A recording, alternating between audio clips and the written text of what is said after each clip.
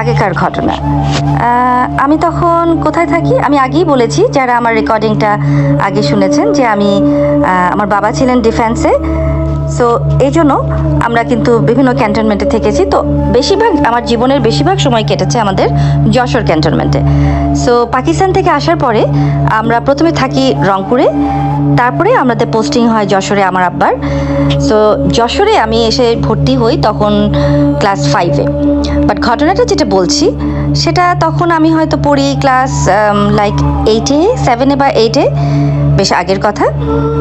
তো আমি আজকে যে গল্পটা বলবো, যে ঘটনাটা বলবো, সেটা আমাদের ক্যান্টনমেন্টের, যশোর ক্যান্টনমেন্টের পাশের বাসার ঘটনা। একই বাসায় আমি দুজনের ঘটনাটা বলবো।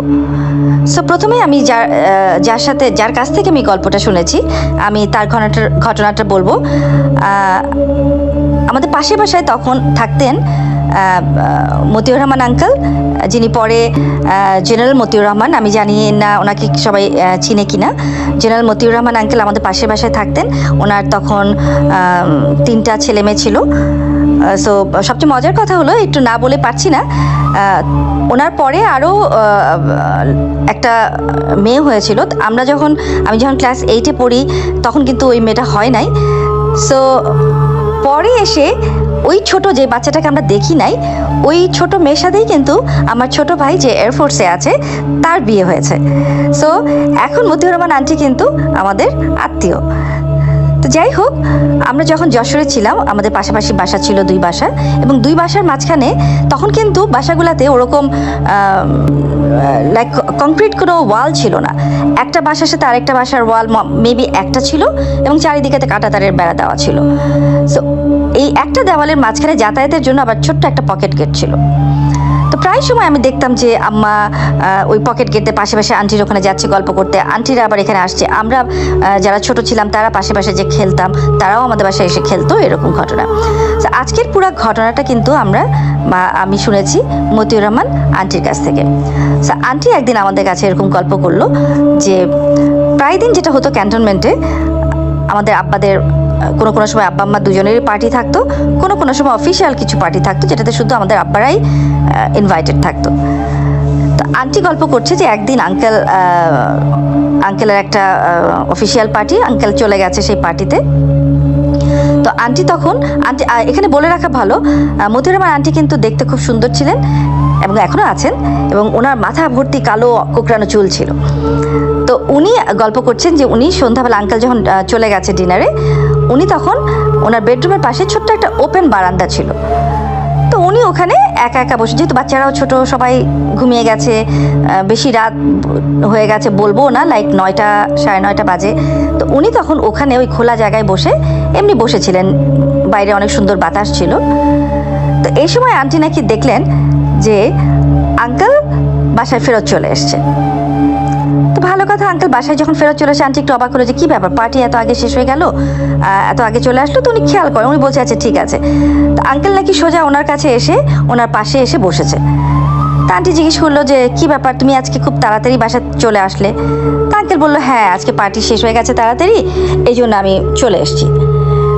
সো এই কথা জিজ্ঞেস করেছে বাচ্চারা কোথায়? আন্টি বলছে বাচ্চারা ঘুমিয়ে গেছে খেয়ে।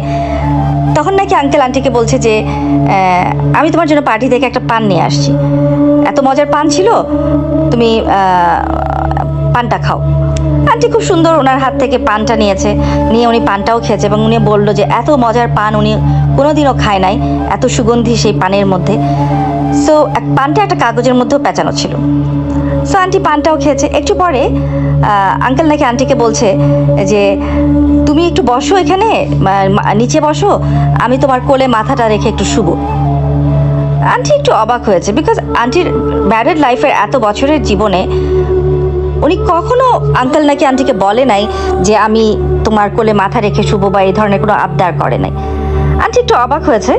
হওয়ার পরেও আন্টি নিচে শুয়েছে, এবং আঙ্কেল কিন্তু আন্টির কোলে মাথা রেখে শুয়েছে। এর মাঝখানে আন্টি কয়েকবার আঙ্কেলকে বলছে যে চলো ভিতরে যাই, অনেক রাত হয়ে গেছে। কিন্তু আঙ্কেল বারে বারেই নাকি বলছে যে আরেকটু থাকি, খুব সুন্দর বাতাস হচ্ছে, আরেকটু থাকি। আন্টি আরও কিছু বলছে না, ওনার মাথার বিলিয়ে কেটে দিচ্ছে, চুলে বিভিন্ন রকম গল্প করছে, পান খাচ্ছে। এর মধ্যে জানি আন্টি বললো যে ওনার একটা সিক্স সেন্স কাজ করেছে, ওনার একটু কেন জানি উনি বলতে পারছে না যে কিছু একটু ওনার কাছে অস্বাভাবিক লাগছে বা আনকমফোর্টেবল লাগছে। উনি আঙ্কেলকে বলছে যে তুমি একটু বসো, আমি একটু ভিতর থেকে আসি। তো আঙ্কেল বলছে ইটস ওকে। দেন আন্টি যেটা করেছে, উনি বাসার ভিতরে ঢুকেছে, সোজা ঢুকে উনি স্ট্রেট যেখানে যেই মেসে পার্টি হচ্ছে ওখানে উনি ফোন করেছে। করে উনি বলছে যে তখন আঙ্কেল, মেবি আঙ্কেল তখন মেজর ছিলেন বা কর্নেল ছিলেন কিছু একটা, বলছেন যে উনি কি পার্টিতে এখনো আছে, যিনি ফোন ধরেছে তাকে বলেছে। তো উনি বলছে জি স্যার তো আছে, এখানেই আছে। তো আন্টি তখন কিন্তু প্রথমে খুব ভয় পেয়ে গেছে যে কি বলছে, তখন উনি বিশ্বাস করতে পারে না। উনি তখন বলছে যে আমি কি ওনার সাথে একটু কথা বলতে পারি। তখন উনি ফোনটা হোল্ডে রেখে আঙ্কেলকে ডাকতে গেছে এবং আন্টি খুব ভয় পেয়ে গেছে তখন, যখন আঙ্কেল ওই পাশ থেকে ফোনটা ধরে বলছে যে হ্যাঁ বলো, আমি কি ব্যাপার। আন্টি বলছে তুমি কি এখনো পার্টিতে? আঙ্কেল বলছে হ্যাঁ এখনো পার্টিতে আমি। কেন, কি হয়েছে? আন্টি আর কিছুই বলতে পারে নাই, উনি ফোনটা সাথে সাথে রেখে দিয়েছে এবং উনি তাড়াতাড়ি করে এসে উনি বারান্দায় উকিতে দেখে যে ওখানে আসলে আর কেউই নাই। এবং আন্টি বলল যে আমি ওই মুহূর্তে উনি একদম ফ্রিজ হয়ে গেছে, উনি আর কি বলবে ভাষা পায় নাই। কিন্তু আন্টি আমাকে যেটা আমাদেরকে বলল যে ওই যে পানটা মোড়ানো ছিল কাগজটার মধ্যে, ওটা কিন্তু তখনও আন্টির হাতেই ছিল এবং অনেক দিন পর্যন্ত নাকি আন্টি সেই পানের সেই কাগজ। ইন দ্য মিন টাইম রাত যখন লাইক 10:30 11টা বেজে আঙ্কেল ফেরত এসছে, আন্টি তখন আঙ্কেলকে পুরো ঘটনাটা বলছে এবং আঙ্কেল তো বিশ্বাসই করতে পারছে না, যে বলছে যে না তুমি নিশ্চয়ই ভুল কিছু দেখেছো, এরকম হতেই পারে না। আন্টি অনেকক্ষণ ধরে বিশ্বাসই করাতে পারছিল না এবং এটাও বলছে যে দেখো যে ছিল সে আমাকে পানটাও খেতে দিয়েছে এবং দেখো কাগজটা পর্যন্ত আমার হাতে আছে এখনো। তো এই গল্পটা উনি আমাদের কাছে গল্প করেছে এবং এখনো যখন আমার মনে হয় গল্পটা, সত্যি কথা আমার গায়ের লোম কিন্তু একদম খাড়া হয়ে যায়। তো যাই হোক, আন্টিরা তারপরে ওই বাসা থেকে পোস্টিং হয়ে অন্যখানে চলে গেল, ঢাকায় বা অন্য কোনোখানে। ওইখানে পোস্টিং হয়ে আসলেন একজন, ওনার নাম ছিল, আমার মনে আছে ওনার নাম ছিলেন হাসান আঙ্কেল। তো আঙ্কেল যাই হোক আসার পরে সুন্দরভাবে ওখানে আছে, ঠিকঠাক মতনই চলছে। তখনকার সময় আমাদের বাসায় টিভি ছিল, কিন্তু আমাদের টিভিটা একটা অ্যান্টেনা থাকতো টিভিটা, এবং অনেক লম্বা একটা বাঁশের মধ্যে আমরা সেই অ্যান্টেনাটা লাগাতাম এবং প্রায় সময় দেখা যেত অ্যান্টেনাকে বাঁশ ধরে ঘোরাতে হতো ভালো ছবি আসার জন্য। তো আঙ্কেলের বাসায়ও ওরকম অ্যান্টেনা লাগানো। একদিন অনেক রাত, বাইরে বেশ হইচই হচ্ছে, আমরা জিজ্ঞেস করছি যে কি ব্যাপার আব্বা, আমরা সবাই বের হয়ে আসলাম, কি ব্যাপার। আঙ্কেল বলছে যে কি জানি ভাই হলো, হঠাৎ করে ছবি আসছে না, কিছু না।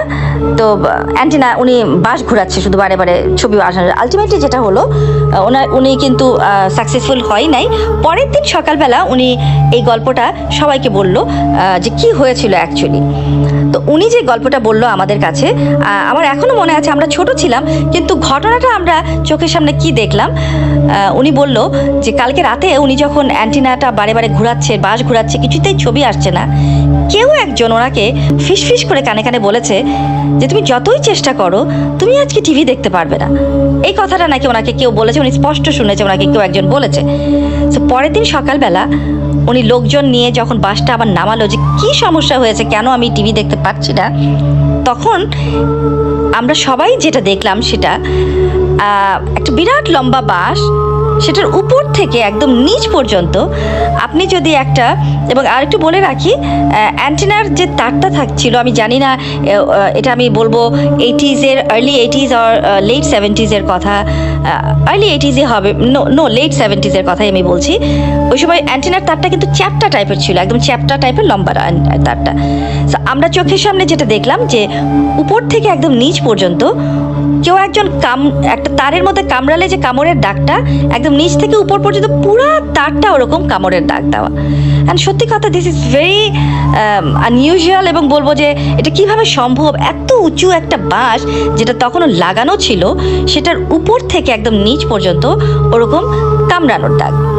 তো যাই হোক, তখন তো ছোট ছিলাম, এত কিছু বুঝতাম না আমরা যে এটা কি হচ্ছে না হচ্ছে। পরবর্তীতে যেটা আমরা আব্বার কাছে শুনলাম ঘটনা, বা আম্মার কাছেও আমরা ঘটনা শুনলাম, যে হাসান আঙ্কেলেরই আরেকটা ঘটনা, সেটা হলো যে উনি একদিন, ওনার মোটরসাইকেল ছিল একটা, উনি সন্ধ্যাবেলায় বাসায় ফিরছে মোটরসাইকেলে করে, তো উনি হঠাৎ করে কি হলো দেখা গেল উনি হসপিটালে অ্যাডমিট, মোটরসাইকেল থেকে উনি পড়ে গেছে। তো আব্বা যেহেতু ডক্টর ছিলেন, তো যাই হোক আব্বা হসপিটালে গেল, কি ব্যাপার হাসান তুমি এইরকমভাবে ড্রাইভ করছো মোটরসাইকেল, তুমি পড়ে গেলে এরকম। তখন নাকি হাসান আঙ্কেল আব্বাকে বলেছে যে অ্যাকচুয়ালি স্যার আমি তো মানে নিজে থেকে অ্যাক্সিডেন্ট করি নাই, আমাকে কেউ একজন জোরে ধাক্কা দিয়ে ফেলে দিয়েছে আমি যখন গেট দিয়ে ঢুকছিলাম তখন। আব্বা তো প্রথমে বিশ্বাসই করবে না, বাট যেহেতু তার আগে এরকম একটা ঘটনা ওই বাসায় হয়ে গেছে ওনার সাথেই, তো আব্বা কিন্তু কিছু বলেও নাই সেটা যে আচ্ছা ঠিক আছে। বাট উনি কিছুতেই ভুলতে পারছে না যে স্যার উনি কাউকে বিশ্বাস করাতে পারছে না যে আমি স্যার পড়ি নাই, আমাকে কেউ একজন জোরে ধাক্কা দিয়ে ওখান থেকে ফেলে দিয়েছে। সো এই ঘটনা দুইটা একই বাসার দুইটা ঘটনা। আমি জানি না ওই বাসায় এমন কিছু আছে কিনা বা ছিল কিনা। আমরা তখন সত্যি আমরা নিজেরাও অনেক ছোট, যতটুকু আমার মনে আছে, যতটুকু আমি শুনেছি তখন আব্বাদের কাছে, বা আমি বড় হয়ে ওই স্টোরিটাকে এখন রিলেট করতে পারি। সো আমার কাছে এখন মনে হয়েছে যে হ্যাঁ নিশ্চয়ই কিছু তো একটা ডেফিনেটলি ওখানে ছিলই। সো আশা করি এই ঘটনাটা আপনাদের ভালো লাগবে। আমি যেটা বললাম, হয়তো আমি কিছু এদিক সেদিক মিস করেছি যেহেতু অনেক আগেকার ঘটনা, তারপরেও চেষ্টা করেছি আমি মনে করতে দুইটা ঘটনা যেটা অনেক আগে আমাদের যশোর ক্যান্টনমেন্টের বাসায় হয়েছিল। সবাইকে ধন্যবাদ।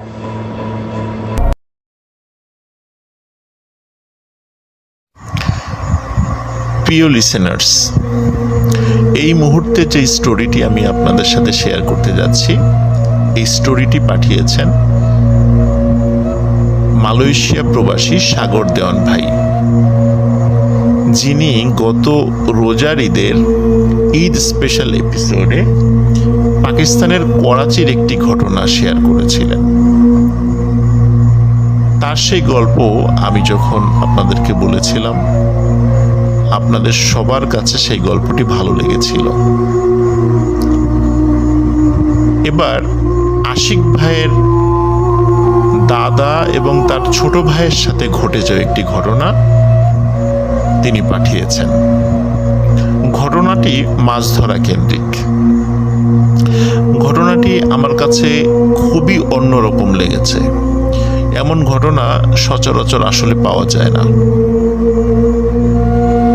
আশা করি ঘটনাটি আপনাদেরও ভালো লাগবে।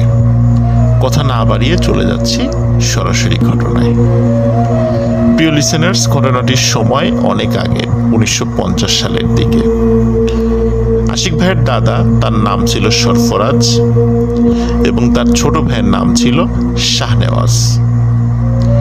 সরফরাজ এবং শাহনেওয়াজ দুইজন একত্রে রাত্রে তাদের বাড়ির পাশে বয়ে যাওয়া একটি ছোট্ট নদীতে মাঝে মধ্যেই মাছ ধরতে যেতেন। এটা শখের বশে মাছ ধরতেন, রাত জেগে মাছ ধরতেন। সকালবেলা সেই মাছ পরিবারের জন্য কিছু রাখতেন, আর যদি এক্সট্রা থাকতো তাহলে সেটা বিক্রি করে দিতেন। তো একদিন সরফরাজ, মানে যিনি আশিক ভাইয়ের দাদা, উনি শারীরিকভাবে অসুস্থ ছিলেন, কিন্তু ওই দিন মাছ ধরতে যাওয়ার কথা ছিল দুই ভাইয়ের একসাথে। শাহনেওয়াজ এসে বড় ভাইকে যখন বলে, তখন বড় ভাই নিজের অসুস্থতার কথা জানান এবং তাকে সরফরাজকে বলেন যেন সরফরাজও আজকে মাছ ধরতে না যায়। ওই দিন ছিল আবার পূর্ণিমাতে নদীতে নাকি ভালো মাছ পাওয়া যায়। তো সরফরাজ কিছুতেই থেকে যেতে রাজি হলেন না, বললেন যে ঠিক আছে তুমি বাসায় থাকো, আমি একাই মাছ ধরতে যাব। কিন্তু শাহনেওয়াজ উনি বলছেন, মানে সরফরাজকে যখন এটা বললেন শাহনেওয়াজ, তখন সরফরাজ যিনি আশিক ভাইয়ের দাদা, তিনি বললেন না তুমি একা যাইবা, কোনো সমস্যা যদি হয়। তখন সরফরাজের এই কথা শুনে শাহনেওয়াজ বললেন যে না, আমি দোয়া কালাম জানি, আমার তেমন কোনো সমস্যা হবে না। তো ঠিক আছে, শাহনেওয়াজ উনি মাছ ধরতে চলে গেলেন। নদীটার কথা একটু বলে রাখি। নদীটা ছোট্ট নদী, এপাশ থেকে ওপাশ নৌকা চালিয়ে যেতে সর্বোচ্চ 10 মিনিট সময় লাগে এবং চাঁদের আলোতেও এপার থেকে ওপার স্পষ্ট দেখা যায়। অনেকেই নদীতে মাছ ধরতে আসেন রাতের বেলা, একটু দূরে দূরে তারা জাল পাতেন। তো সেই দিনও যেহেতু পূর্ণিমা ছিল, বেশ অনেকেই মাছ ধরতে এসেছেন। বেশ দূরে দূরে নৌকাগুলো আছে, নৌকাতে আলো জ্বলছিল। শাহনেওয়াজও উনি মাছ ধরছেন। মাছ ধরতে ধরতে এতটাই মগ্ন হয়ে পড়েছিলেন,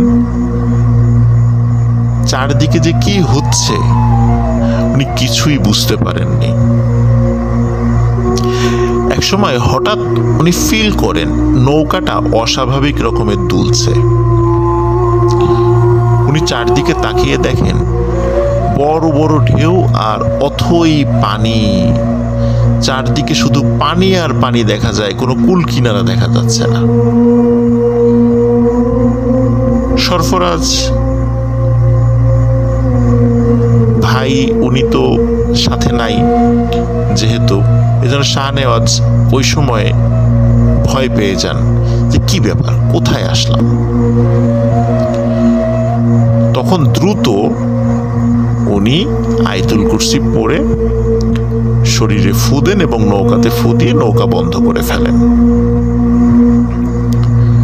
শাহনেওয়াজ যখনই নৌকাটা বন্ধ করে ফেলেছে, গম্ভীর শব্দে একটি কণ্ঠস্বর তার কানে ভেসে আসে যে কি রে, মাছ কি তোরা একাই খাবি, আমাদেরকে কিছুই দিবি না? শাহনেওয়াজ ভাবে কি ব্যাপার, কথা বলে উঠল কে? নিশ্চয়ই অনেকক্ষণ ধরে মাছ টাছ ধরেছে, সে কানে ভুল শুনছে। আর আশেপাশে যে অথই পানি দেখছে এটাও মনে হয় ভুল। সে ওই নদীতেই আছে, যেহেতু সে নৌকা চালাই নাই, বইটা তেমন ভাবে সে বায় নাই, সুতরাং এত দূরে সে কিভাবে আসবে? এত দূরে আসার তো কোনো সম্ভাবনাই নাই। সুতরাং এই সবগুলো তার চোখের ভ্রম হচ্ছে এবং কানে সে ভুল শুনছে। এরপর আবারও একই কণ্ঠস্বর ভেসে ওঠে এবং শাহনেওয়াজ শুনতে থাকেন, কি রে, মাছ কি তোরা একাই খাবি, আমাদেরকে দিবি না? তখন শাহনেওয়াজ সত্যি সত্যি ভয় পেয়ে যান।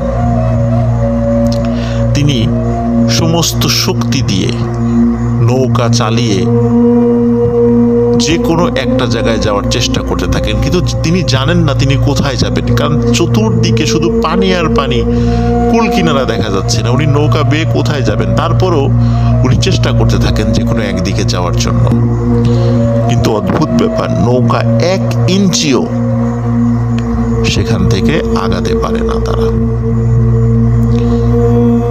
শাহনেওয়াজ যখন আপ্রাণ চেষ্টা করছে, তখন হঠাৎ শাহনেওয়াজ দেখতে পায় নৌকার চতুর্দিকে বেশ কিছু মানুষের মতো মাথা, কিন্তু সেই মাথাগুলো আকারে বেশ বড়, সেগুলো নৌকার চতুর্দিকে ভেসে ওঠে। একজন কথা বলছে শাহনেওয়াজের সাথে, বলছে নৌকাটা তো তুই বন্ধ করে দিলি, আমাদেরকে মাছ দে, আমরাও মাছ খাই, তোর ভালো হবে। তখন শাহনেওয়াজ বলছে, না, আমি এত কষ্ট করে মাছ ধরি, তোমাকে কেন মাছ দিব? ওদের সাথে তর্কাতর্কি শুরু করে দিয়েছে। শাহনেওয়াজ দেখে যে নৌকার চতুর্দিকে 12টি মাথা, তার মানে 12টা জিনের একটি দল সেখানে আছে। তখন জিনদের যে সর্দার, সে শাহনেওয়াজকে বলে, তুই তো আজকে মারা যাবি, তোকে আমরা ছাড়বো না। তখন শাহনেওয়াজ বলে যে, ওরে আহম্মক, তুই কি ভুলে গেছিস একটু পরেই ফজরের আজান হবে? তখন তুই তো আমার কিছুই করতে পারবি না, তুই তো এখান থেকে চলে যেতে বাধ্য। তখন ওই জিনের সর্দার রাগ করে বলে ওঠে যে ফজরের আজান হলেও তোকে এমন ভাবে অদৃশ্য করে এখানে রেখে দেব যে এখান দিয়ে যত লোকই যাক না কেন কেউ তোকে দেখতে পাবে না, কিন্তু তুই সবাইকে দেখতে পাবি। তখন শাহনেওয়াজ আরো ভয় পায় যে আসলেই তো এদের সাথে ঝামেলা করে পারা যাবে না। তখন শাহনেওয়াজের মাথায় একটি বুদ্ধি খেলে যায়। শাহনেওয়াজের বাবার কাছ থেকে শেখা একটি দোয়া পড়ে তার মাথায় থাকা পাগড়িতে একটি গিট দিয়ে এই 12 জনের মধ্যে একটি জিনকে সে আটকে ফেলে। ওদিকে জিনের সর্দার তার সাথে তো হম্বিতম্বি করছে যে তোকে তো মেরে ফেলবো। তখন শাহনেওয়াজ বলে, তুই তোর দলের সদস্যদের একটু গুনে দেখ তো তোরা কয়জন। তখন সর্দার বলে 12 জন। বলে আবার গুণ। তো সর্দার গুনে দেখে একজন কম। তখন শাহনেওয়াজ বলে, এই একজনকে আমি আটকে ফেলেছি, আমাকে ভালোই ভালোই বাড়িতে পৌঁছে দে, মানে বাড়ির পাশে কাছে যে ঘাট আছে সেখানে পৌঁছে দে, না হলে একে আমি ছাড়বো না। তখন জিনদের সর্দার বলে যে না, তুই ওকে ছেড়ে দে। তখন শাহনেওয়াজ শর্ত দেয় যে যদি সে সহি সালামতে পৌঁছে দেয় তাকে তার বাড়ির কাছে ঘাটে, তাহলে ওই জিনকে সে ছেড়ে দেবে। তখন সর্দার বলে ঠিক আছে, যেহেতু তুই প্রতিশ্রুতি দিলি আমাদেরকে যে ওকে ছেড়ে দিবি, তাহলে আমরাও আমাদের প্রতিশ্রুতি রাখবো, তোকে তোর বাড়ির ঘাটে পৌঁছে দিচ্ছি, কিন্তু কথার যেন কোনো হেরফের না হয়, আমাদের দলের এই সদস্যকে তোকে ছেড়ে দিতে হবে। তখন শাহনেওয়াজ কথা দেন যে হ্যাঁ, আমি ঘাটে পৌঁছানোর পর একে ছেড়ে দেব। তখন ওই জিনের সর্দার শাহনেওয়াজকে বলে যে তুই চোখ বন্ধ কর। চোখ বন্ধ করার পরে শুধু একটু শো শো শব্দ শাহনেওয়াজের কানে এসেছিল। কয়েক মুহূর্ত পরেই শাহনেওয়াজকে ওই জিনের সর্দার বলে এবার চোখ খোল। শাহনেওয়াজ চোখ খুলে দেখে যে সে তার বাড়ির কাছে যেই ঘাটটা, নদীর ঘাট, সেখানে নৌকা সহ সে চলে এসেছে। ফজরের আজান দেবে দেবে ভাব। তখন জিনের সর্দার বলে এবার আমার দলের এই সদস্যকে তুই ছেড়ে দে। ওই সময় শাহনেওয়াজের মাথায় একটি দুষ্টু বুদ্ধি খেলে যায়, যেটি তার জীবনের জন্য কাল হয়ে দাঁড়ায়। সে তখন জিনের সর্দারকে বলে যে না, এই সদস্যকে আমি ছাড়বো না, একে আমি আমার কাছে রেখে দেব, একে দিয়ে আমি কাজ করাবো, আমার যখন মনের ইচ্ছা করবে তখন আমি ছেড়ে দিব। তখন জিনের সর্দার বলে যে তুই তো প্রতিশ্রুতি দিয়েছিলি আমাদেরকে একে ছেড়ে দিবি, আমরা তো আমাদের প্রতিশ্রুতি রেখেছি, তোর তো ক্ষতি করি নাই, তাহলে তুই কেন আমার দলের এই সদস্যকে ছাড়বি না? বলে না, আমি ছাড়বো না, আমি আমার প্রতিশ্রুতি রাখলাম না, একে দিয়ে আমি কাজ করাবো। তখন জিনের সর্দার বলে তুই কিন্তু কাজটি ভালো করলি না, কারণ প্রতিশ্রুতি দিয়ে ভঙ্গ করাটা কিন্তু মোটেই উচিত নয়।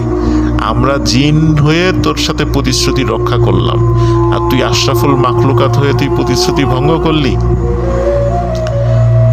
তখন শাহনেওয়াজ বলে যে হ্যাঁ, ভঙ্গ করলাম, একে দিয়ে আমি কাজ করাবো। আসলে শাহনেওয়াজের মাথায় একটা দুষ্টু বুদ্ধি খেলে গিয়েছিল। সে চিন্তা করেছিল যেহেতু একে আটকে ফেলেছি, একে দিয়ে আমি কাজ করাবো, এমন একটি প্ল্যান তার মাথায় কাজ করে। কিন্তু আসলে তার এই প্ল্যানটা মোটেও ভালো ছিল না। যাই হোক, শাহনেওয়াজ বাড়িতে চলে আসেন। চলে আসার পর শাহনেওয়াজ চিন্তা করে যে বড় ভাইকে বিষয়টা বলবো, তিনি কি মনে করবেন। তখন বড় ভাইকে উনি কিছু বলেন না, বরং বড় ভাইকে গিয়ে মানে বড় ভাই যিনি সরফরাজ, যিনি আশিক ভাইয়ের দাদা, তাকে গিয়ে বলেন যে বড় ভাই, তোমার কষ্ট করে রাতের বেলা মাছ ধরতে যাওয়ার দরকার নাই, আমি একাই মাছ ধরবো, কোনো সমস্যা নেই, তুমি বাসায় থাকো। তো বড় ভাই বলে যে কি ব্যাপার, আমরা একসাথে মাছ ধরতাম, তুমি আবার কেন একা একা মাছ ধরতে চাচ্ছ? তখন বলে যে না, আমি একাই মাছ ধরবো, তুমি দেখবা যে অনেক মাছ পাচ্ছি আমি। তো বড় ভাই আসলে শুরুর দিকে কিছু মানে বুঝতে পারে নাই। উনি বলে যে ঠিক আছে, তুমি যদি একা মাছ ধরো ধরো, আমার কোনো সমস্যা নেই। এখন প্রতিদিন শাহনেওয়াজ যে কাজটি করেন সেটা হচ্ছে ওনার মাথার ওই পাগড়িটা উনি সাথে নিয়ে যান, বিশেষ ওই পাগড়িটা যেটাতে একটি গিট দিয়ে, দোয়াপুর একটি গিট দিয়ে একটি জিনকে উনি আটকে ফেলেছিলেন। উনি যখনই নৌকা নিয়ে মাছ ধরতে যেতেন তখনই ওই 12টা জিনের যেই দলটা ছিল তার মধ্যে একটা তো বন্দি ছিল, আর ওই যে সর্দার সহ আরো 10 জন, মানে মোট 11 জন, তারা ওই নৌকার কাছে এসে হাজির হতো, এসে বলতো যে শাহনেওয়াজ, আমাদের দলের এই সদস্যকে ছেড়ে দে।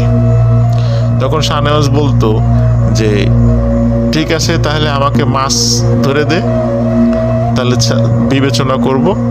তখন কি করতো যে ওই জিনেরা তাদেরকে মানে শাহনেওয়াজকে মাছ ধরে দিত, মানে এত পরিমাণে দিত না যাতে করে মানুষের মনে সন্দেহ হতে পারে, মোটামুটি ভালো মাছ ধরে দিত। এখন শাহনেওয়াজের বড় ভাই সরফরাজ উনি দেখে কি ব্যাপার, শাহনেওয়াজ তো ভালোই মাছ ধরতে পারে একা একা গিয়ে, তা আমি আর না যাই। এদিকে শাহনেওয়াজও বড় ভাইকে বলে যে ভাই, তোমার যাওয়ার দরকার নেই। তো এই জন্য আসলে সরফরাজ, যিনি আশিক ভাইয়ের দাদা, উনি শাহনেওয়াজের সাথে ওইভাবে মাছ ধরতে যাওয়ার আর ইচ্ছা পোষণ করে নাই। কিন্তু কেন যেন সরফরাজের মনে একটি সন্দেহ জাগে যে কি ব্যাপার, আসলে কি ঘটছে, শাহনেওয়াজ এত মাছ কিভাবে পায়। কিন্তু আসলে শাহনেওয়াজ জিনদেরকে দিয়ে কাজ করিয়ে নিচ্ছে এটি তিনি বুঝতে পারেন নাই। একদিন সরফরাজ শাহনেওয়াজকে খুব ভালো করে ধরে যে কি ব্যাপার, সত্যি করে বলতো আসলে ঘটনা কি, আমি মাছ ধরতে যাওয়ার কথা বললেই আমাকে সাথে নিস না, অবশ্য ভালোই মাছ পাচ্ছিস, ঘটনা কি? তখন শাহনেওয়াজ সব ঘটনা খুলে বলে। খুলে বলার সাথে সাথে সরফরাজ খুবই ভয় পান, বলে তুই কাজটা মোটেও ভালো করিস নাই, কারণ প্রতিশ্রুতি দিয়ে ভঙ্গ করা এটা কিন্তু উচিত হয় নাই। আর সবচেয়ে বড় কথা, একটা জিনকে অন্যায়ভাবে বন্দি করে রাখা হয়েছে, তারা তো তোকে পৌঁছে দিয়েছিল, তারপরও উচিত ছিল তাকে ছেড়ে দেয়া। এখন তো এরা যে কোনোভাবে তোর উপর প্রতিশোধ নেওয়ার চেষ্টা করবে, এখন কি হবে? তো তুই এই জিনটাকে ছেড়ে দে। তখন শাহনেওয়াজ বড় ভাইকে প্রতিশ্রুতি দেয় যে সেই জিনটাকে সে ছেড়ে দেবে। কিন্তু আসলে এই প্রতিদিন এত মাছ পাওয়ার একটা নেশা আর জিনদেরকে দিয়ে কাজ করিয়ে নেয়ার একটা অভ্যাস, মানে এইভাবে টানা কয়েক মাস হওয়ার কারণে ওনার মধ্যে এক ধরনের একটা অলসতা এবং এক ধরনের অদ্ভুত মজা উনি পেয়ে গিয়েছিলেন। উনি তাদেরকে দিয়ে কাজ করিয়ে মজা পেতেন। একদিন উনি মাছ ধরতে গেছে, সেই দিনটিও কোনো কারণে পূর্ণিমার দিন পড়ে গেছে। মাছ ধরতে যাওয়ার পর তখন দেখে হঠাৎ করে যে 11টি মাথা আবার ভেসে উঠেছে। জিনদের সর্দার বলে, কি শাহনেওয়াজ, কেমন আছিস? শাহনেওয়াজ সে স্বাভাবিকভাবেই চিন্তা করে যে জিনরা তো আমার কাছে একটু দায় ঠেকা আছে, তো এত ভদ্রভাবে উত্তর দেওয়ার খুব দরকার নাই। তো সে খুব তুচ্ছ তাচ্ছিল্যভাবে জবাব দেয়। তখন জিনের সর্দার বলে, শাহনেওয়াজ, তোর পাগড়িটা কোথায়, যে পাগড়িটা প্রতিদিন পরে আসতি? তো শাহনেওয়াজ বলে, কেন, মাথায় তো আছে। তাই বলে শাহনেওয়াজ যখনই মাথায় হাত দিয়েছে তখনই শাহনেওয়াজের সমস্ত শরীর ভয়ে কেঁপে ওঠে। শাহনেওয়াজ দেখে ওই দিন ভুল করে সে বাসায় থাকা অন্য একটি পাগড়ি পরে চলে এসেছে, এবং যে পাগড়িতে গিট দিয়ে জিনটাকে আটকে রেখেছিল এই পাগড়িটি সে আর ওই দিন নিয়ে আসে নাই, যেটা প্রতিদিন মাছ ধরার সময় সে নিয়ে যেত। শাহনেওয়াজ প্রচন্ড ভয় পায়, এবং এতটা ভয় পায় যে সে আয়াতুল কুরসি বা অন্যান্য দোয়া কোনোটাই ভয়ে পড়তে পারছিল না, মানে সে ভয় সবকিছু ভুলে গেছে। তখন জিন বলেছিল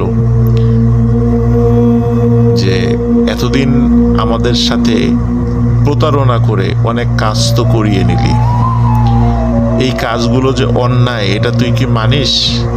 তখন শাহনেওয়াজ বলে যে হ্যাঁ, কাজটা আমার উচিত হয় নাই। তখন বলে যে তোকে আমরা এমনভাবে মারব যে তোর গ্রামের সবার জন্য তুই একটি উজ্জ্বল দৃষ্টান্ত হয়ে থাকবি।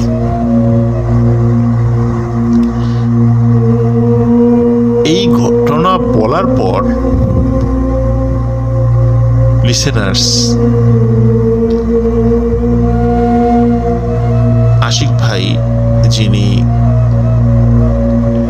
এই গল্পটি সাগরজন ভাইয়ের কাছে বলেছিলেন, তিনি বেশ কান্নাকাটি করেন, কারণ এটা খুবই একটা প্যাথেটিক বিষয়। এখন বলতে পারেন যে যেহেতু শাহনেওয়াজ মারা গেলেন, ঘটনাটি আসলে কে পরবর্তী ঘটনাটা আমাদের কাছে এনে দিল, এটি বলছি প্রিয় লিসেনার্স। আসলে পরের দিন তার যে বড় ভাই সরফরাজ, উনি দেখেন যে শাহনেওয়াজ বাড়িতে ফেরে নাই। উনি চিন্তায় পড়ে যান, কারণ উনি তো জানতেন যে এরকম একটা দুর্ঘটনা ঘটতে পারে। শাহনেওয়াজ যদি প্রতিশ্রুতি যেহেতু রক্ষা করে নাই জিনদের সাথে, তো উনি সকালবেলায় অন্যান্য যারা মাঝি মাল্লা যারা আছে, যারা মাছ ধরতে গিয়েছিল জেলে, তাদের সাথে কথা বলা শুরু করে। তারা বলে হ্যাঁ, সরফরাজ তো রাত্রেবেলা গিয়েছিল, কিন্তু তারপরে আমরা তাকে দেখি নাই। তখন গ্রামের সবাইকে এই ঘটনাটি খুলে বলে, মানে শাহনেওয়াজের কথা আর কি, সরফরাজ খুলে বলার পর সবাই মিলে শাহনেওয়াজকে খুঁজতে থাকে। 1 দিন, 2 দিন, 3 দিন, 4 দিনের দিন একটি বিষয় সবাই লক্ষ্য করে। 4 দিনের মাথায় দেখা যায় নৌকার তো 2টা মাথা থাকে, দুপাশে চোখা থাকে, তো একটা মাথা নদীর তলদেশ থেকে ভেসে উঠেছে, আর আরেকটা মাথা নিচের দিকে। সবাই সেই নৌকার কাছে যায়, এবং যখন সরফরাজকেও ডাকা হয়, আশিক ভাইয়ের দাদাকে, তখন বুঝতে পারেন এটি হচ্ছে তাদের সেই নৌকা, যেই নৌকায় শাহনেওয়াজ মাছ ধরতে বের হয়েছিল। কিন্তু আরো অদ্ভুত ব্যাপার কি, যে নৌকার যেই দৈর্ঘ্য এবং নদীর যেই গভীরতা কিন্তু আরো বেশি। নৌকাটা যদি খাড়া করে ডুবিয়ে দেয়া যায়, তারপরেও নদীর তলদেশে পৌঁছাবে না। কিন্তু কিভাবে এই নৌকাটা খাড়াভাবে পানির মধ্যে ভেসে উঠেছে। সবাই নৌকাটা নাড়ানোর চেষ্টা করে, কিন্তু প্রত্যেকেই ফিল করে এই নৌকাটি শক্ত হয়ে আছে, মনে হচ্ছে নৌকার অপর মাথা মাটির মধ্যে গেড়ে দেয়া। কিন্তু নৌকা তো এত বড় নয়, আর এখানে গভীরতাও বেশি। যাই হোক, সবাই মিলে নৌকাটি টেনে ওঠানোর চেষ্টা করে সকলেই ব্যর্থ হয়। তখন চিন্তা করে সরফরাজ যিনি দাদা, উনি চিন্তা করে যে শাহনেওয়াজের দেহটা কোথায় গেল। তখন অন্য যারা জেলেরা আছে সবাই মিলে এবং সরফরাজ উনি নিজেও ডুব দিয়ে খোঁজার চেষ্টা করে শাহনেওয়াজের দেহটা কোথায়। সবাই দেখে নৌকার একদম নিচের দিকে শাহনেওয়াজের মাথাটা নদীর তলদেশে মাটির মধ্যে ঢুকে আছে এবং দেহটাও উপরের দিকে। কিন্তু অদ্ভুত ব্যাপার সেটা হচ্ছে নৌকাটা এত বড় কেন, কিভাবে হলো? কারণ গভীরতা তো অনেক বেশি। যাই হোক, এই প্রশ্নের উত্তর কখনোই পাওয়া যায় নাই। সবাই অনেক চেষ্টা করেছে শাহনেওয়াজের দেহটা তোলার জন্য, কিন্তু বডিটা তুলতে পারলেও মাথাটা তুলতে পারেনি। কারণ হচ্ছে মাথাটা মাটির মধ্যে ছিল আর বডিটা উপরের দিকে ছিল। যখন টানা হেঁচড়া করে তখন তার বডিটাই মাথা থেকে খুলে চলে আসে, বডিটাই উপরে আনতে পারে, কিন্তু মাথাটা তুলতে পারেনি। তখন সারা গ্রামে শোকের ছায়া পড়ে যায়। শাহনেওয়াজকে মাথা ছাড়াই দাফন করা হয়। আরো অদ্ভুত ব্যাপার, মাসের পর মাস, বছরের পর বছর ওই নৌকা ওই রকমই ছিল। যখন বর্ষাকালে নদীর পানি অনেক বেড়ে যায়, নদীর পানি যেভাবে বাড়ে নৌকার মাথাটাও সেই তালে তালে ঠিক ততটুকুই ভাসতে থাকে। নদীর পানি যদি 50 হাতও বাড়ে, ওই নৌকার মাথাটাও ঠিক উপরে সামান্য একটু অংশ দেখা যায়। তার মানে হচ্ছে যে নৌকাটি নদীর পানি বাড়ার সাথে সাথে সেটা ডুবে না। এটি একটি অদ্ভুত ব্যাপার ছিল। অনেকেই নৌকার যখন বর্ষাকালে অনেক পানি হয়ে গেছে, অনেকেই চিন্তা করেছে তাহলে তো নৌকাটা মনে হয় মাটির থেকে ছুটে উপর দিকে ভেসে আছে। কিন্তু সেটাকে যখন নাড়ানোর চেষ্টা করছে তখন তারা ফিল করেছে না, এই নৌকাটা এখনো মাটির ভিতরেই প্রথিত আছে। কিন্তু তাহলে বর্ষার পানি বাড়ার পরেও নৌকার মাথা কেন পানির উপরে দেখা যাচ্ছে? এভাবে অনেক দিন এরকমই ছিল। কোনো একটি খরার সময় যখন নদীর পানি অনেক কমে যায়, তখন যত কমে যায় নৌকাটা ততটা আস্তে আস্তে নিচে নামতে থাকে। একসময় নদীর পানি যখন শুকিয়ে গিয়েছিল, সেই সাথে নৌকাটিও তলদেশের সাথে চিরতরে মিলিয়ে যায়। বেশ কয়েকজন গর্ত খুঁড়ে নৌকার অস্তিত্ব খোঁজার চেষ্টা করলেও ওই নৌকার অস্তিত্ব আর কখনো খুঁজে পাওয়া যায় নাই। আর ওই দিন থেকে, যেই দিন থেকে শাহনেওয়াজ তার মৃত্যু হয়েছিল, ওই দিন থেকে সেই পাগড়ি, যে পাগড়িতে একটি জিনকে গিট দিয়ে আটকে রাখা হয়েছিল, ওই পাগড়িটা আর খুঁজে পাওয়া যায় নাই। দুঃখজনক ব্যাপার হচ্ছে যে আশিক ভাইয়ের পরিবারের সাথে এখনো কিছু অদ্ভুত ঘটনা ঘটে চলে। ওই জিনেরা এখনো আশিক ভাইয়ের পরিবারকে ছাড় দেয়নি। যখন আশিক ভাইয়ের এই যিনি দাদা আর কি, সরফরাজ, তার ছোট ভাই শাহনেওয়াজ মারা গেলেন, পরবর্তীতে একজন হুজুরের মাধ্যম দিয়ে যখন এই জিনদেরকে হাজির করা হয়েছিল, তখন ওই রাত্রে কি ঘটনা ঘটেছিল জিনরাই নিজের মুখে স্বীকার করেছিল। সেখান থেকেই আসলে ওই দিন শাহনেওয়াজের মৃত্যু কিভাবে হয়েছিল সেটি জানা গিয়েছিল। প্রিয় লিসেনার্স, এই ঘটনা থেকে আমরা একটা বিষয় জানতে পারি, সেটা হচ্ছে যে প্রতিশ্রুতি যদি কাউকে, সে হোক মানুষ বা হোক জিন, যদি দেয়া হয় তাহলে অবশ্যই সেটি রক্ষা করাটা দায়িত্ব হয়ে পড়ে। এই প্রতিশ্রুতি রক্ষা না করে শাহনেওয়াজের মনে যে দুষ্টু বুদ্ধি চলে এসেছিল, এটির খেসারত দিতে হয়েছে তার জীবন দিয়ে। লিসেনার্স, আশা করি ঘটনাটি আপনাদের ভালো লেগেছে। ধন্যবাদ।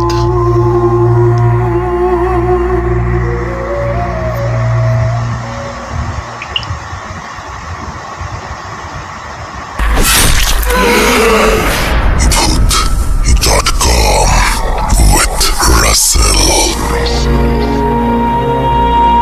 Breathe. Hold your fear.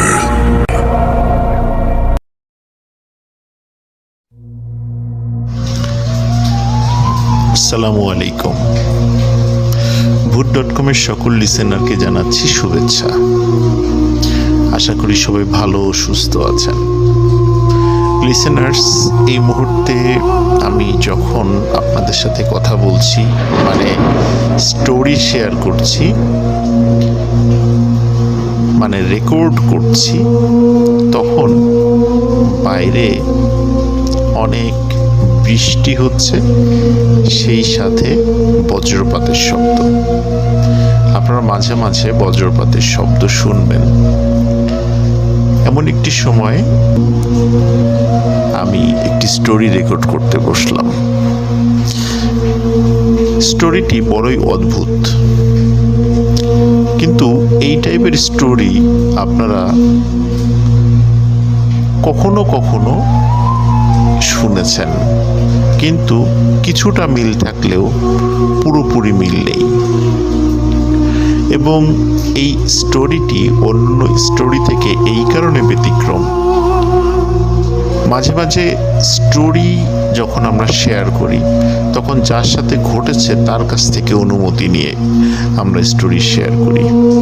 কিন্তু আমার মনে হয় বাংলাদেশে এটি অন্যতম একটি ব্যতিক্রম একটি স্টোরি হবে, যেখানে কোনো মানুষের কাছে অনুমতি নিয়ে এই স্টোরিটি শেয়ার করা হচ্ছে না। এই স্টোরিটি সরাসরি একটি জিনের কাছ থেকে অনুমতি নিয়ে শেয়ার করা হচ্ছে। আপনারা স্টোরিটি পুরোপুরি শোনার পরে আমার এই কথার মর্মার্থ বুঝতে পারবেন। তো কথা না বাড়িয়ে সরাসরি চলে যাচ্ছি মূল ঘটনায়। ঘটনাটি আমাকে পাঠিয়েছেন নড়াইল জেলার লোহাগাড়া উপজেলার লাহোরিয়া ইউনিয়নের আলামিন। আলামিনের বেশ কয়েকটি গল্প আমি ইতোমধ্যে বলার চেষ্টা করেছি আপনাদের সামনে, এবং প্রত্যেকটি ঘটনাই খুবই অন্যরকম ছিল। এই ঘটনাটিও তার ব্যতিক্রম নয়। ঘটনাটি যার সঙ্গে ঘটেছে সঙ্গত কারণে তার একটি ছদ্মনাম আমাকে বলতে হচ্ছে, কারণ আপাতত সরাসরি তার নাম বলার অনুমতি পাওয়া যায়নি, যার কারণে তার শুধু মূল নামটা আমি হাইড করে যাচ্ছি। ঘটনাটির সময়কাল 2013 সাল। 2013 সালের কোনো এক সন্ধ্যার পর এই ঘটনাটি ঘটে। ঘটনাটি যার সাথে ঘটে তিনি একটি মসজিদের ইমামতি করতেন। তার বয়স ছিল 22 থেকে 23 বছর। ওই সময়টিতে মাগরিবের নামাজের পরে রিফাত নামে একটি ছেলেকে তিনি আরবি পড়াতেন। রিফাতের বাড়ি লাহোরিয়া যে বাজার, সে বাজার থেকে সামান্য একটু দূরে। উনি মাগরিবের নামাজ পড়িয়ে রিফাতের বাসায় যেতেন এবং রিফাতকে আরবি পড়িয়ে আবার এশার নামাজ পড়াতে আসতেন। মাগরিবের পর যখন রিফাতকে তিনি পড়াতে যান, পড়ানোর একটি পর্যায়ে রিফাত বলে যে আমি একটু ওয়াশরুমে যেতে চাই। তো তো ওদের ওয়াশরুমটা ছিল বাসার বাইরে, সাধারণত গ্রাম সাইডে যেরকম থাকে আর কি। তো রিফাত ওয়াশরুমের কথা বলে বাইরে গিয়ে হঠাৎ চিৎকার চেঁচামেচি শুরু করে। রিফাত তার মাকে ডাকছে। ওই সময় তার বাবা বাড়িতে ছিল না, তার দাদাও বাড়িতে ছিল না, তার মা ছিল আর ওই হুজুর ছিল, মানে যেই ভাইয়ের কথা বা যে ভাইয়ের স্টোরিটি আমি আজকে শেয়ার করছি। তখন তার মাকে ডাকাডাকি শুরু করে। তখন তার মা হুজুরকে বলে, চলেন তো দেখি ও ডাকাডাকি করছে কেন। তখন তারা টর্চ লাইট নিয়ে বাইরে বের হয়। রহস্য তখন থেকেই শুরু। রিফাত বলে যে দেখো দেখো, অদ্ভুত প্রকৃতির একটি সাপ। সত্যি আলো জ্বালিয়ে দেখা যায় অদ্ভুত প্রকৃতির একটি সাপ। এই সাপটি এর আগে কেউ কখনো দেখেনি এবং সাপটি অন্য রকমের একটি সুন্দর সাপ। মানে এটা সৌন্দর্যের সাথে অন্যান্য সাপের আসলে মিল পাওয়া যায় না। খুবই সুন্দর একটি সাপ।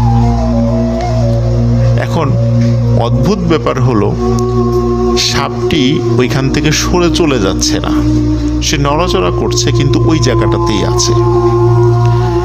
এখন রিফাতের যিনি আরবি হুজুর, উনি চিন্তা করছেন যে আসলে সাপটি মারবেন কি মারবেন না। উনি দ্বিধাদ্বন্দ্বে আছেন। এই দ্বিধাদ্বন্দ্বের একটি পর্যায়ে উনি সিদ্ধান্ত নেন যে না, সাপটিকে তিনি মেরে ফেলবেন। দ্রুত উনি একটি লাঠি নিয়ে এসে সাপটির গায়ে আঘাত করেন এবং অল্প সময়ের মধ্যেই সাপটি মারা যায়। সাপটি মারা যাওয়ার পরে তারা সবাই চিন্তা করে যে এই ধরনের সাপ এর আগে কখনো তারা দেখেনি। এই জন্য ওই ভাই উনি তার কাছে থাকা মোবাইলে কয়েকটি ফটো তুলে রাখেন ওই সাপের। প্রিয় লিসেনার্স, ঘটনাটি শুরু এখান থেকেই। যেদিন সাপটিকে মারা হয় ওই দিন ছিল বৃহস্পতিবার সন্ধ্যার পর। শুক্রবার ফজরের নামাজের পর ওই ভাইয়ের অভ্যাস ছিল একটু ঘুমানো। ফজরের নামাজের পর উনি একটু ঘুমিয়েছেন। হঠাৎ করে একটি আননোন নাম্বার থেকে ওনার ফোনে একটি কল আসে। কল রিসিভ করার পরে উনি শুনতে পান যে বাজারেরই একজন লোক তাকে বাজারে ডাকছে। কারণ হিসাবে বলেন যে একজন অপরিচিত ভদ্রলোক আসছে, বৃদ্ধ ভদ্রলোক, তিনি তার সাথে দেখা করতে চান। তো ওই ভাই উনি জামা কাপড় পরে রেডি হয়ে বাজারে আসেন, লাহোরিয়া বাজারে। বাজারে আসার পর দেখেন খুব সুন্দর চেহারার একজন বয়স্ক দাড়িওয়ালা মুরব্বী একজন ভদ্রলোক বসে আছেন। বসে থাকার পর উনি যখনই ওই ভাইকে দেখেছেন উনি উঠে দাঁড়ান। উঠে দাঁড়ানোর পরে ওই ভাই তাকে আগে সালাম দেন। তখন বলেন যে আপনি আজকেই আমার সাথে যাবেন মিঠাপুর নামক একটা জায়গায়। ওইখানে একটা মসজিদ আছে, আপনি ওই মসজিদে ইমামতি করবেন। এইখানে যেই টাকা আপনাকে দেওয়া হয় বেতন হিসাবে, তার থেকে দ্বিগুণ টাকা আপনাকে দেয়া হবে। আপনি এখনই আমার সাথে যেতে হবে। এখন ওনাকে যখন মানে এখনই যেতে হবে এই কথাটা বলে, তখন ওই ভাইয়ের মনে কিন্তু অনেকগুলো সন্দেহ জন্ম নেয়। কেন এত তাড়াতাড়ি এখনই যেতে হবে কেন? উনি বলে যে আসলে আমি তো এখানে একটা চাকরি করি, আমি তো এইভাবে হঠাৎ করে চলে যেতে পারি না। কিন্তু উনি বলে যে আপনি এখন একজনকে এখানে রেখে আমার সাথে যেতে হবে এবং এখনই ওই মিঠাপুর মসজিদে গিয়ে আপনি জুম্মার নামাজ পড়াবেন শুক্রবারে। এই ঘটনার আকস্মিকতায় উনি হতভম্ব হয়ে যান যে এইভাবে তো কেউ সচরাচর বলে না। তখন ওই ভাই তার ছোট ভাইকে জুম্মার নামাজ পড়ানোর দায়িত্ব দিয়ে ওই মুরব্বির সাথে মিঠাপুরের উদ্দেশ্যে রওনা দেন। স্বাভাবিকভাবেই যেই পরিবহন ব্যবস্থা ছিল সেই পরিবহনের মাধ্যমে মিঠাপুরে আসেন এবং মিঠাপুর একটি মসজিদে উনি জুম্মার নামাজ পড়ান। জুম্মার নামাজ পড়ানোর পর আসরের নামাজ, মাগরিবের নামাজ, এশার নামাজ যখন হয়ে যায়, এশার নামাজের পর যখন ওনাকে যেখানে থাকতে দেওয়া হয়েছে সেখানে বিশ্রাম নিচ্ছিলেন, হঠাৎ করে একজন মানুষ এসে তার দরজায় নক করে। দরজা খুলে দেখে ওই মুরব্বি, যেই মুরব্বি তাকে সকালবেলায় এই মিঠাপুরে নিয়ে এসেছিল। তখন ওই মুরব্বি ওই ভাইকে বলে, আপনাকে এখনই আমার সাথে যেতে হবে। তখন উনি বলে যে আপনার বাড়ি কোথায়?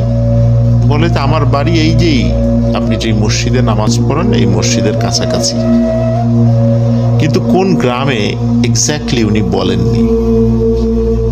তখন উনি বলেন যে আপনার সাথে যেতে হবে কেন? তখন উনি বলেন যে আমার ছেলে মারা গেছে, আপনাকে আমার সাথে যেতে হবে, আপনাকেই তার দাফন কাফন করতে হবে। তখন ওই ভাই রাজি হন না, যেহেতু অপরিচিত একটি জায়গা, উনি কিছুতে রাজি হতে চান না। কিন্তু ওই মুরব্বী ভদ্রলোক উনি খুব পিড়াপিড়ি শুরু করেন যে না, আপনাকে যেতেই হবে। এক সময় ওই ভাই রাজি হন এবং ওই মুরব্বির সাথে যাওয়া শুরু করেন। ওই মুরব্বির সাথে আরো দুইজন লোক এসেছিল। এখন ওই সময়টা ছিল এমন একটি সময় যে তখন আশেপাশে যে বিল ছিল, বিলে মোটামুটি পানি চলে এসেছে। এখন কোন বাড়িতে যে যাবে সেটা কিন্তু ওই ভাই জানতেন না। তখন দেখলেন যে ওই মুরব্বি একটি বড় নৌকা নিয়ে এসেছে। তখন সবাই নৌকায় চড়ে বসে এবং নৌকা চলতে থাকে। কিছু সময় নৌকা চলার পরে ওই ভাই ফলো করেন যে নৌকা আসলে বিলের মধ্যে দিয়ে যাচ্ছে না, আশেপাশে নৌকার সাথে ঘেঁষে বড় বড় গাছ পালা, ঘাস এরকম দেখা যাচ্ছে চাঁদের আলোতে। উনি আরো ভালো করে খেয়াল করেন নৌকা পানির উপর দিয়ে চলছে না, নৌকা মাটির উপর দিয়ে চলছে এবং অনেকটা ভেসে ভেসে চলছে। যখনই উনি এইটা দেখেন তখনই মারাত্মক ভয় পেয়ে যান। তখন উনি কিছু বলার আগেই নৌকার সামনে থাকা ওই ভদ্রলোক ওই ভাইকে বলেন যে বাবা, তোমার কোনো ভয় নেই, তুমি নিশ্চয়ই বুঝতে পেরেছ যে আমরা মানুষ নই, আমরা জিন। আমার সন্তান মারা গেছে, এই সন্তানকে গোসল করানো, জানাজা পড়ানো এবং দাফন করা থেকে শুরু করে নিয়ে সব কাজ তোমাকেই করতে হবে। তখন উনি আসলে ঘটনার আকস্মিকতায় এতটা হতভম্ব হয়ে গিয়েছিলেন যে উনি তখন কি বলবেন কিছু বুঝে উঠতে পারছেন না। কারণ উনি সজ্ঞানে দেখছেন যে ওনার চারদিকে যারা আছে সবাই জিন, কিন্তু মানুষরূপী, এবং এই নৌকাটি শূন্যের উপর দিয়ে ভেসে চলছে, কিন্তু সেটা মাটির উপর দিয়ে, পানির উপর দিয়ে নয়। তখন উনি সাহস করে জিজ্ঞাসা করেন, আপনার ছেলে কখন মারা গেছে? তখন ওই মুরব্বী বলেন, বৃহস্পতিবার সন্ধ্যার পরে। বলে, বৃহস্পতিবার সন্ধ্যার পরে এখনো রেখে দিয়েছেন? বলে, হ্যাঁ, এখনো রেখে দিয়েছি তোমার জন্য। তুমি সব কাজ করবা, তোমাকে এই কারণেই নিয়ে যাচ্ছি। তখন বলে, আমাকেই কেন নিয়ে যাচ্ছেন সেখানে? তখন উনি বলেন যে তোমাকে এই জিনিসটা আমি দেখাতে চাই যে একটি পরিবারের যখন পিতামাতার বুক খালি হয়ে যায় তখন তাদের কি পরিমাণ কষ্ট হয়, এটাই তোমাকে দেখতে হবে আজকে, চলো। তো উনি প্রচন্ড ভয় পেতে থাকেন, কিন্তু ওই মুরব্বী ওই ভাইকে অভয় দিতে থাকেন যে তোমার কোনো ভয় নেই, তোমাকে আমি যেভাবে নিয়ে এসেছি আবার এভাবেই সুস্থ শরীরে তোমাকে পৌঁছে দেওয়া আমার দায়িত্ব, তুমি ভয় পেও না। এবং এত সুন্দর ব্যবহার করেন ওনার সাথে যে উনি রীতিমতো অবাক হয়ে যান। কিছু সময় পরে একটি বাড়ির সামনে নৌকাটি দাঁড়ায়। নৌকার থেকে তারা নামেন, নামার পরে দেখেন সাদা জুব্বা পরা, সফেদ দাড়ি অসংখ্য লোক সেখানে আছে এবং বাড়ির ভেতর থেকে কান্নার আওয়াজ ভেসে আসছে। এবং ওই বাড়ির যেই ডিজাইন বা অন্য কিছু স্বাভাবিক বাড়ির থেকে সেটা ছিল আলাদা।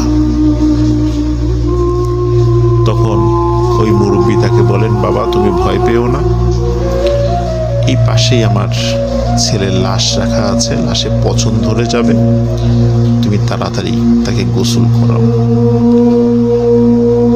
উনি ওই লাশের গোসল করাতে গিয়ে অজ্ঞান হয়ে যান, টোটালি সেন্সলেস হয়ে যান। আমরা সাধারণত প্যারানর্মাল যেই গল্পগুলো করে থাকি লিসেনার, আপনারা খেয়াল করবেন যে আমরা বলি যে এই ঘটনা দেখে সে অজ্ঞান হয়ে গেছে, চোখ খুলে দেখে সে তার বাড়িতে, তখন সবাইকে ঘটনা খুলে বলে।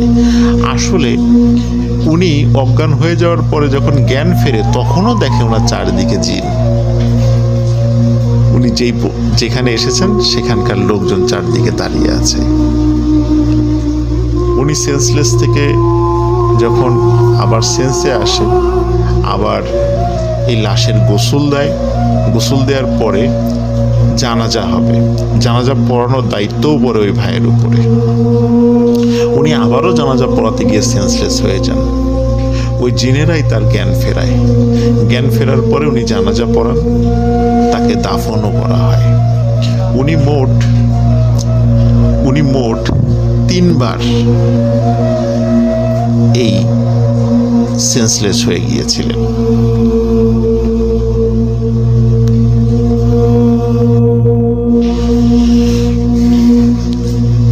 জানাজা থেকে শুরু করে নিয়ে সব কাজ শেষ হয়ে যাবার পর ওই লোক, মানে ওই জিন ভদ্রলোক, তাকে আবার বাড়িতে পৌঁছে দেওয়ার ব্যবস্থা করেন। বাড়িতে পৌঁছে দেওয়ার আগে উনি ওই ভাইকে একটু উপদেশ দেন। তিনি বলেন যে বাবা, তুমি তো আমার অনেক বড় ক্ষতি করে ফেলেছ, নিশ্চয়ই তুমি দেখতে পেয়েছো যে আমার স্ত্রী কিভাবে কান্নাকাটি করছিল, সেই শব্দ তুমি শুনেছ। তোমার কাছে একটি বিনীত অনুরোধ থাকবে, কখনোই রাতের বেলা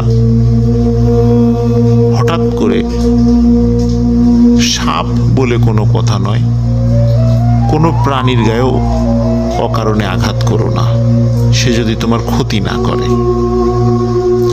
আর সাপ রাতের বেলা মারার ক্ষেত্রে অবশ্যই সতর্ক থাকবা, তা না হলে আমার মতো এমন অনেক জিনের বুক খালি হয়ে যাবে। এই পরামর্শ দিয়ে তিনি আবার 2 জিনকে বলেন যে তাকে পৌঁছে দিয়ে আসতে। একই রকম ভাবে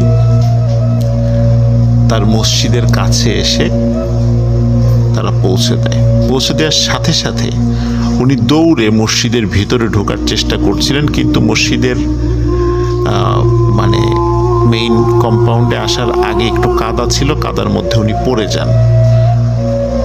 পড়ে যাওয়ার সময় মানে পড়ে গিয়ে আবার উনি সেন্সলেস হয়ে যান। ফজরের সময় যখন মুসল্লিরা নামাজ পড়তে আসে তখন দেখে যে উনি এইভাবে পড়ে আছেন। তখন তারা তাকে জ্ঞান ফেরায়, জিজ্ঞেস করে কি হয়েছে, কিন্তু এই ঘটনাটি ওই জিন কাউকে বলতে নিষেধ করেছিলেন, যার কারণে উনি এইটি তাদেরকে বলার সাহস করেননি।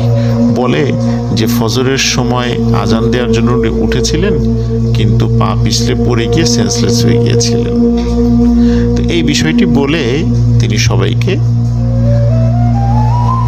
এড়িয়ে যান, সবার এই প্রশ্নকে উনি অ্যাভয়েড করেন এইভাবে বলে। যাই হোক, এরপর থেকে ওনার সাথে মাঝে মাঝেই ওই জিনের দেখা হতো।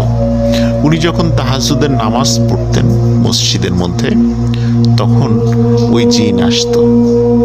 ওই জিন এসে তার সাথে কথা বলতো, এবং ওই জিন আসার পরে তাকে বলে, মানে ওই ভাইকে বলে যে আমার সন্তান তো মারা গেছে, তোমাকে আমি ক্ষমা করে দিয়েছি, তুমি আমার সন্তানের মতো, কারণ আমার সন্তান নেককার ছিল, আর তুমিও নামাজ রোজা করো, তোমাকে খুব ভালো লেগেছে, তোমাকে ক্ষমা করে দিয়েছি, আমি তোমাকে আমার সন্তানের মতো হিসাবে দেখব। তোমার যখন যেই সমস্যা তুমি পড়বে আমাকে বলো, আমি চেষ্টা করব আল্লাহর ইচ্ছায় যদি পারি সমাধান করার জন্য। এরপর থেকে ওই ভাইয়ের কাছে মাঝে মাঝেই ওই জিনটা আসতো, এসে বিভিন্ন বিষয়ে আলোচনা করত, ধর্মীয় বিষয়ে কথা বলতো, বিভিন্ন বিষয়ের সমাধান করে দিত। এমনকি ওই ভাইয়ের পেছনে ওই জিন অনেক সময় সালাত আদায় করতেন। গত রোজার ঈদের নামাজের সময়ও ওই ভাইয়ের পেছনে উনি সালাত আদায় করেছেন। এটা অন্য কেউ দেখেনি, উনি দেখেছেন। প্রিয় লিসেনার্স, এই যে ঘটনাটি ঘটেছে এবং ওই জিন ওনার কাছে যে আসে, এটা কিন্তু এখনো চলমান আছে। আলামিন ভাই যখন এই বিষয়টি ওনার সাথে কোনো একটা বিষয়ে, প্যারানর্মাল বিষয়ে কথা হচ্ছিল, তখন এই বিষয়টি আলামিন ভাইকে উনি বলেন। তখন আলামিন ভাই যখন ভূত.com-এ আমার কাছে এই স্টোরিটি শেয়ার করতে চাইলেন, তখন ওই ভাই বলেছিলেন যে তাহলে ওনার কাছ থেকে অনুমতি নিতে হবে, তাছাড়া এই গল্পটি বলা যাবে না। তখন ওই জিনটি যখন তার সাথে আবার দেখা করতে আসে, ভূত.com-এ এই গল্পটি প্রচার করার জন্য অনুমতি চান, শুধু ওই ভাইয়ের নাম প্রকাশ না করার শর্তে গল্পটি বলতে বলে। কারণ এই গল্পের মধ্যে একটি মোরালস রয়েছে, সেটা হচ্ছে রাতের বেলা হঠাৎ করে কোনো প্রাণীকে আঘাত করে মেরে ফেলা যাবে না, বা অকারণে কোনো প্রাণীকে আঘাত করা যাবে না। এটাই এই গল্পের ছিল মোরালস, এবং এই শর্তে এই গল্পটি শেয়ার করার অনুমতি পাওয়া যায়। প্রিয় লিসেনার্স, এখনও কিন্তু ওই ভাইয়ের সাথে ওই জিনের দেখা হয়, কথা হয়,